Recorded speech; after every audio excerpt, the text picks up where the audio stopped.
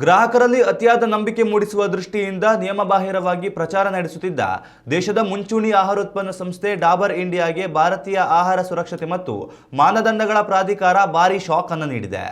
ಉತ್ಪನ್ನಗಳ ಪ್ಯಾಕೆಟ್ ಮೇಲೆ 100ಕ್ಕೆ 100 ನೈಸರ್ಗಿಕ ಹಾಗೂ ಸಂಪೂರ್ಣ ಶುದ್ಧ ಎನ್ನುವ ಹಕ್ಕುಗಳನ್ನು ಮಂಡಿಸಿ ನಿಯಮ ಉಲ್ಲಂಘನೆ ಮಾಡಿದ್ದಕ್ಕಾಗಿ ಕಂಪನಿಯ ಪ್ರಮುಖ ಆಹಾರ ಪದಾರ್ಥಗಳ ಮಾರಾಟಕ್ಕೆ ತಕ್ಷಣವೇ ನಿರ್ಬಂಧ ಹೇರಲಾಗಿದೆ.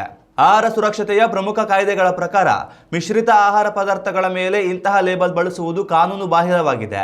ಆದರೂ ಡಾಬರ್ ಸಂಸ್ಥೆಯು ತನ್ನ ತೆಂಗಿನ ಹಾಲು, ಹಸುವಿನ ತುಪ್ಪ, ಜೇನುತುಪ್ಪ, ಎಳ್ಳಿನ ಎಣ್ಣೆ ಮತ್ತು ಎಳನೀರಿನ ಉತ್ಪನ್ನಗಳ ಮೇಲೆ ನಿಯಮಗಳನ್ನು ಗಾಳಿಗೆ ತೂರಿ ಗ್ರಾಹಕರನ್ನ ಗೊಂದಲಕ್ಕೀಡು ಮಾಡುತ್ತಿತ್ತು.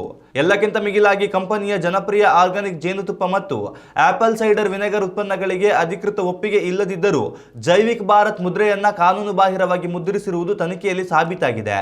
ಈ ಹಿಂದೆಯೇ ಎಚ್ಚರಿಕೆ ಸಂದೇಶಗಳನ್ನು ನೀಡಿದ್ದರೂ ಸಂಸ್ಥೆಯು ಯಾವುದೇ ಸೂಕ್ತ ಬದಲಾವಣೆಗಳನ್ನು ಮಾಡಿಕೊಳ್ಳದ ಹಿನ್ನೆಲೆಯಲ್ಲಿ ಈ ಕಠಿಣ ಕ್ರಮ ಕೈಗೊಳ್ಳಲಾಗಿದೆ.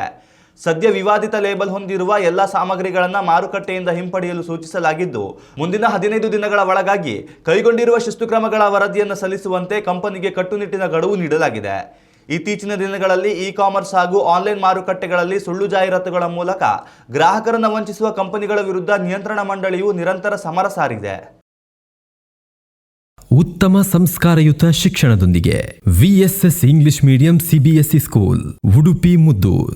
ನರ್ಸರಿಯಿಂದ 10ನೇ ತರಗತಿವರೆಗೆ ಶಿಕ್ಷಣದ ಜೊತೆಗೆ 5ರಿಂದ 10ನೇ ತರಗತಿವರೆಗಿನ ವಿದ್ಯಾರ್ಥಿನಿಯರಿಗೆ ಉತ್ತಮ ಹಾಸ್ಟೆಲ್ ಸೌಲಭ್ಯವೂ ಇದೆ. ನಿಮ್ಮ ಮಕ್ಕಳ ಪ್ರವೇಶಾತಿಗಾಗಿ ಈ ಸಂಖ್ಯೆಗೆ ಕರೆ ಮಾಡಿ.